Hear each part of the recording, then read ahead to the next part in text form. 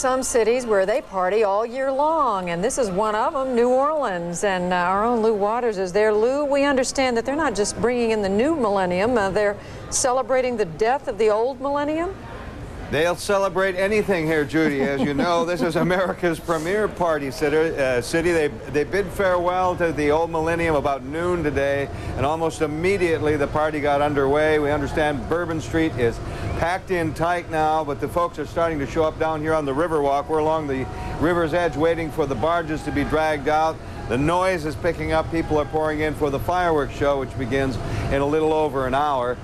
We talked to the mayor earlier. He said the city is ready, the Big Easy is ready, he said, but from the looks of things, you think the ball had already dropped here because they've been celebrating for days. New Orleans knows how to throw a party. Happy New Year! Ribbons and balloons. You can't have too many balloons or beer. But the midnight toast for most will be laced with champagne bubbles. Champagne, 40 cases of it. By the truckload. 12 on the bottom, so about 25. I think I'm gonna have to make 2 trips. The excitement builds along Bourbon Street. The builders build in venerable Jackson Square, where tens of thousands will come to celebrate the beginning of the new century. It won't be long now.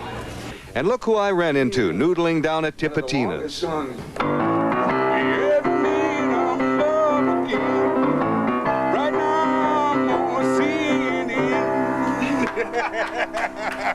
Fats Domino, New Orleans' own, gets top billing tonight at the Hyatt. The police put on a show for the media, and the Millennium Show must go on, they say. Routine. This is routine for us. You got your fingers crossed, though. Well, I got my fingers crossed, but it's still routine for us. I don't know if my fingers are crossed as much as my fingers and toes are crossed. Nearby, the voodoo priestess reminds the party faithful of the Big Easy's rich and cultural ethnic traditions and weaves her white magic, preparing them to ring in the new. Sweeping off the negative issues out of your life, and we wanted you to turn this way. We're taking off the old, and bringing the new. The old is taken off with a jazz mass and symbolic funeral.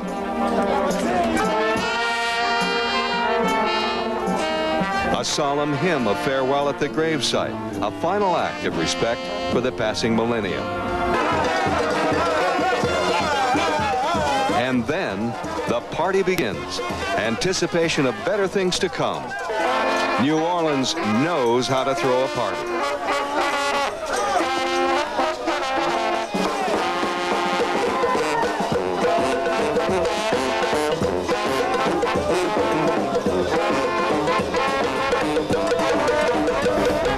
You got to keep moving here in the Big Easy. It's a spectacle. It's a wonderful spectacle, Bernie and Judy. And although the mayor and the police chief say everything's routine here, all hands are on deck. All police officers have no days off, no vacations until next Wednesday, because as you know, the National College football game will be played here at the Superdome on Tuesday. Florida State Seminoles against the Virginia Tech Hokies for the national championship. So it's back-to-back parties here, and they're starting off the new year right here in New Orleans. Bernie, Judy, Happy New Year. Happy New Year, Lou. And you know, it's back-to-back, and it's also great music. It's my favorites, Fats Domino, the Neville Brothers, Chubby Checker. How come you get all the best assignments?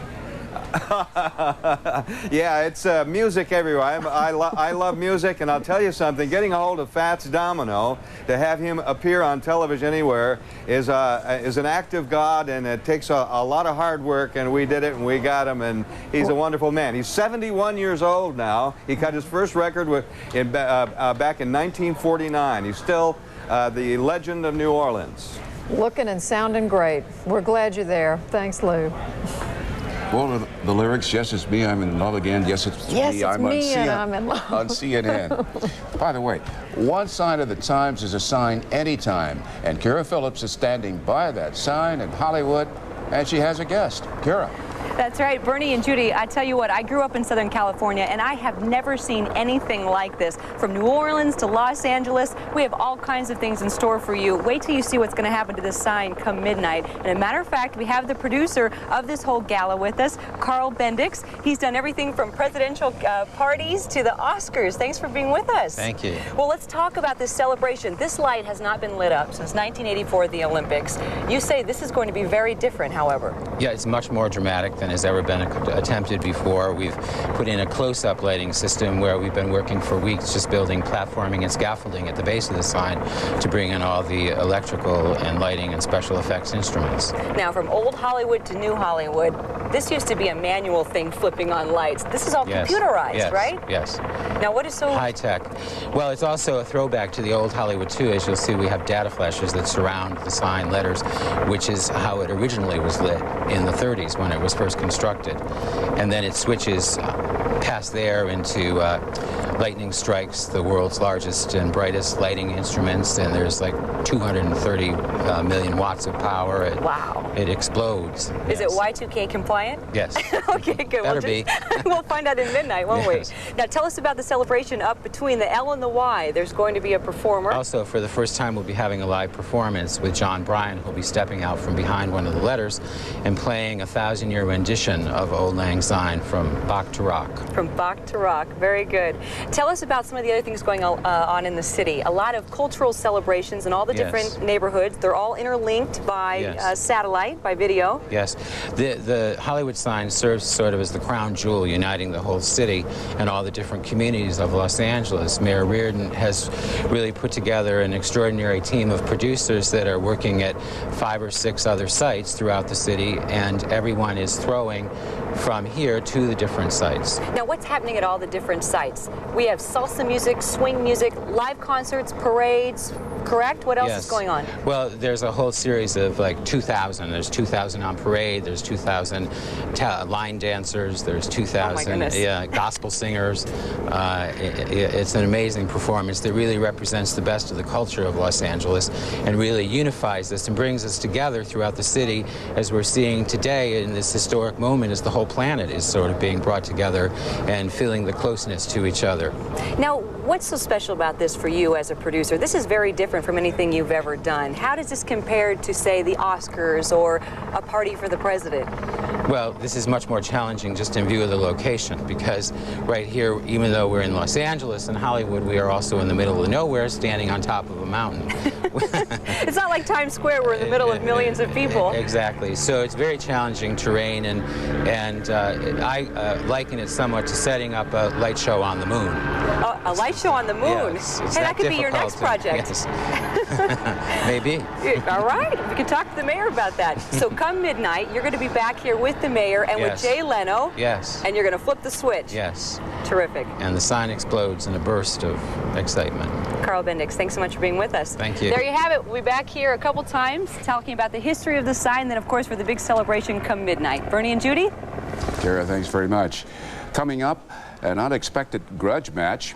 In the left corner, the man from Springfield, weighing so many pounds we won't disclose. In the right corner, the man from Buffalo, New York. He won't tell us how much he weighs, but when we come back, these two will tell us who has the best show on earth. Is it on the Mall in Washington, D.C.? Is it in New York's Times Square? Fred Hickman and Wolf Blitzer will square off. But before that, marveled at this live picture, sunrise over Egypt.